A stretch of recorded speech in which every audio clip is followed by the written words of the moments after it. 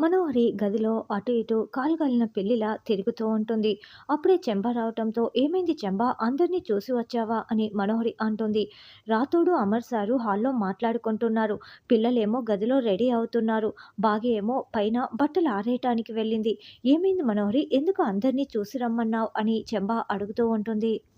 భాగ్యని చంపటానికి, అరుంధతిలాగా అది కూడా చస్తే కానీ అమర్ నాకు దక్కడు. అందుకే ఈరోజు నేను దానిని చంపేస్తున్నా అని మనోహరి చెప్పగానే చెంబా నోరు తెరుచుకొని చాలా షాకింగ్గా, అమర్ సార్ ఇంట్లోనే ఉన్నారు కదా, భాగ్యని ఎలా చంపుతావు, అది నీ వల్ల కాదు మనోహరి అని చెంబా చెప్తుంటే, గ్యాస్ లీక్ చేసి చంపేస్తాను, చూస్తూ ఉండు, నా వల్ల అవుతుంది, నేనంటే ఏమనుకుంటున్నావు అని మనోహరి అంటుంది.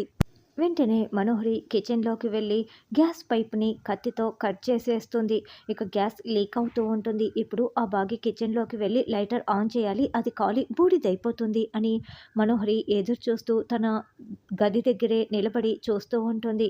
అప్పుడే అమర్, మిస్సమ్మ మిస్సమ్మ ఎలారా, 5 to 10 minutesలో ఏసీపీ పార్థసారథి గారు ఇక్కడికి రీచ్ అవుతున్నారు, నువ్వు వెళ్ళి కాఫీ తయారు చేసి పెట్టు అని అమర్ చెప్పడంతో అలాగే సార్ అని బాగి కిచెన్లోకి వెళ్తుంది. ఎస్, నా ప్లాన్ వర్కౌట్ అవుతుంది. అది ఇప్పుడు స్టవ్ వెలిగిస్తుంది, కాలి బూడిదైపోతుంది అని మనోహరి చాలా సంతోషంగా చూస్తూ ఉంటుంది. బాగి పాల గిన్నెలో పాలు పోసి స్టవ్ మీద పెట్టి లైటర్తో ఆన్ చేస్తూ ఉంటుంది. అయితే అప్పటికే గ్యాస్ మొత్తం లీక్ అయిపోయి ఉంటుంది. అలా వెలిగించగానే మంటలు చాలా ఎక్కువగా వచ్చి బాగి చుట్టుముట్టేస్తాయి. బాగి కేకలు పెడుతూ ఉంటుంది. కేకలు పెట్టి అలా మంటల్లో చిక్కుకుపోయి కింద పడిపోతూ ఉంటుంది. బాగి కేకలు వినపడడంతో అమర్ రాథోడ్ చాలా షాకింగ్గా మిస్సమ్మ అంటూ పరుగులు పెడుతూ వస్తూ ఉంటారు. మనోహరి అయితే చాలా సంతోషంగా ఆ కేకల్ని వింటూ ఉంటుంది. మరి బాగీకి చాలా గాయాలు అయిపోయి ఒళ్ళు కాలిపోతుందా అన్నది రానున్న ఎపిసోడ్లో తెలుసుకుందాం.